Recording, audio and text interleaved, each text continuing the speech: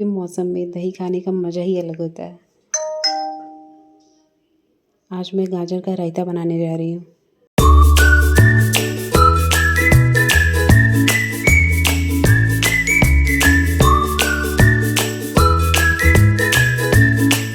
यकीन मानिए बहुत ही टेस्टी बना था। मैं गाजर ले ली हूँ और इसको कद्दूकस कर ली हूँ, अच्छे से धोकर और छिल के कद्दूकस की हूँ मैं इसको। उसके बाद कढ़ाई में मैं घी डाली हूँ और इसको रोस्ट कर ली हूँ 2 से 3 मिनट के लिए। अब दही ले ली हूँ मैं और दही को फेंट ली हूँ मैं और इसमें हम गाजर डालेंगे,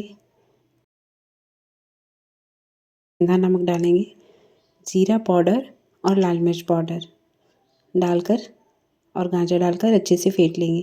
हमारा रायता तैयार है और इसको खाएं आप किसी भी चीज़ के साथ।